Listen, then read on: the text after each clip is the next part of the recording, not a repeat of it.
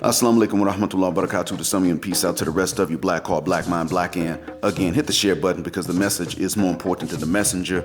I went through the intro quickly because I don't want this to be too long, but I'm going to give a shout out to Lion of MGTOW. In his last upload, which is entitled Fight For Me, he brought something to mind.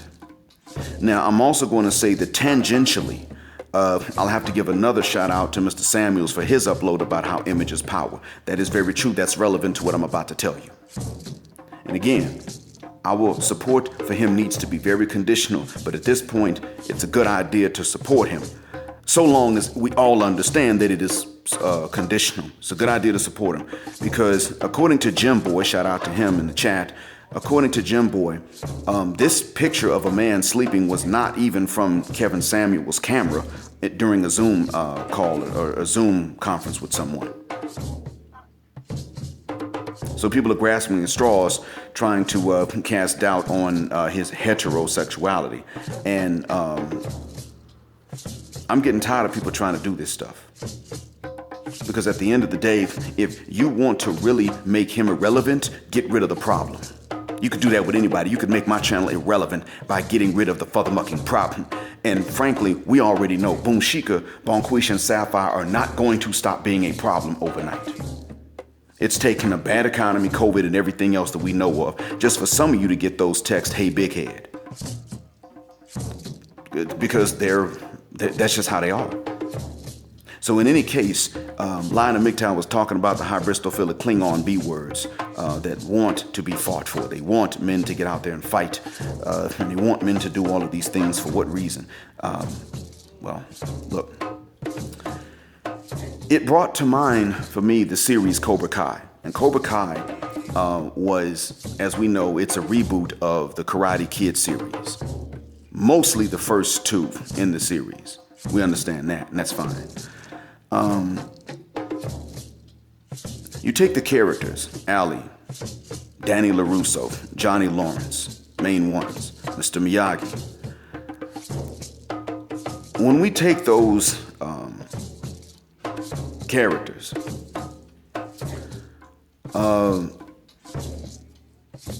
we look at how everything got started. Pretty much got started on the beach in LA during the summer before school started, I guess.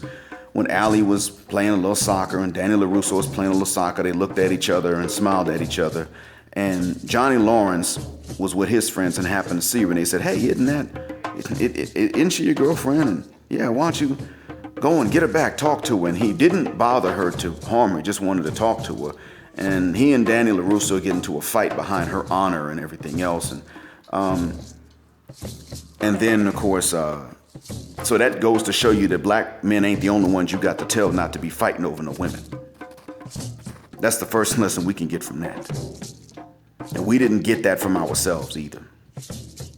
But there you go. In life, you see that it was an interest that these two men had in her that led to these two men, Danny LaRusso and Johnny Lawrence, eventually battling it out in a tournament.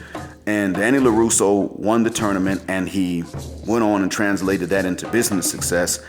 And Johnny Lawrence lost whatever notoriety he would have had. And, he moved out of his stepdad's house. And there was really nothing for him to do except make his own way by whatever skills he could. And life wasn't looking too good for him.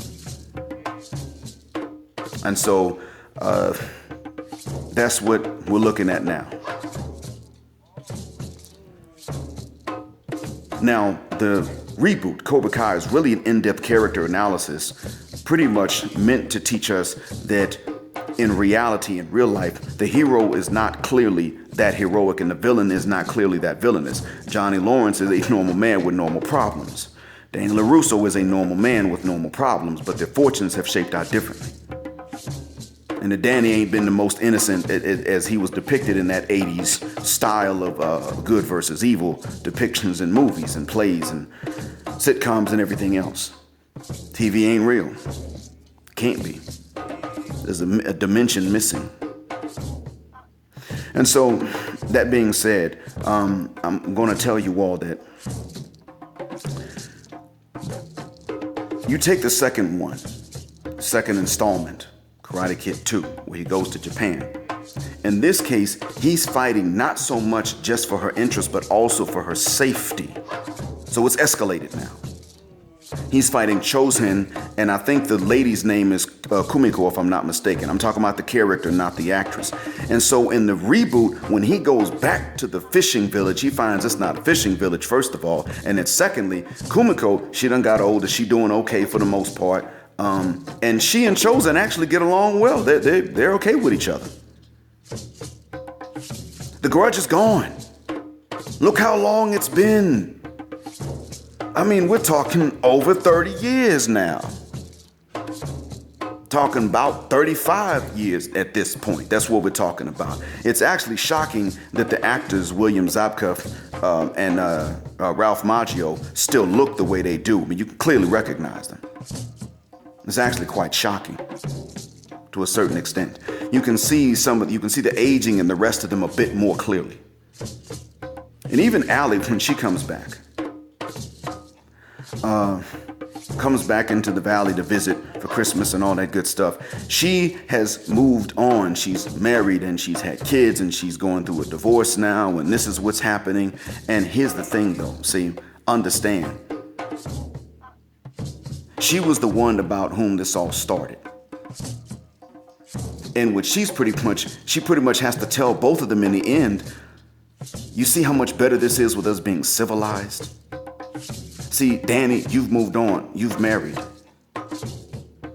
Johnny, you're probably going to be in a relationship, a real bona fide relationship soon with the mother of your best student. You guys cannot continue this grudge anymore because all of us moved on. What she's really saying is, ninjas, I'm not worth this grudge y'all got. That's what she's saying. Good to see y'all again. I'm glad to see y'all, but I'm not worth this grudge that you guys got. Don't even want this no more. Kumiko is pretty much saying to Danny LaRusso, you and Chosen shouldn't have a grudge anymore because he and I straight. So what I'm getting at is that Cobra Kai had another message, which is that this Hybristophilia is fighting over these broads. It gets done because they get to an age where they themselves don't want you doing that. They move on and they no longer even want you fighting over them.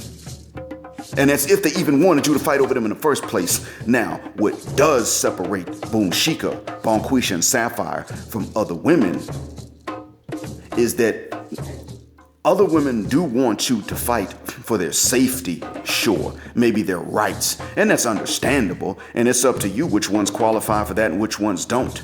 But they normally would want that, and that's not necessarily unreasonable, it's just not guaranteed. But it is Boomshika, Bonquisha, Sapphire, and Chola Maria. I didn't say Maria, I said Chola Maria, that means gangstress Maria, that want you to fight for their ego and their pride. That's the difference. And I'm gonna tell you now, this is for brothers, but if you're a Latin American, specifically from Mexico or Honduras, El Salvador, where the gang culture is a problem, you could benefit from this too if you want. You cannot afford this fighting for their feelings and their social ranking and their ego and their pride. You cannot afford that. If you are going to fight for someone's safety and rights, especially if it's someone tied to you, that's fine. I mean, that's understandable. But if you are going to fight for a woman's pride or ego, she's going to keep getting you into fights until you are either buried alive in a cell block or buried dead in a graveyard. That's what I wanted you to understand. It is important to keep this in mind because this has even been hinted at in the series Cobra Kai. Thank you for listening. Black heart, black mind, blackout, assalamu alaikum, and black heterosexual non-select male power just because they don't like it. And black patriarchy until extinction or judgment day.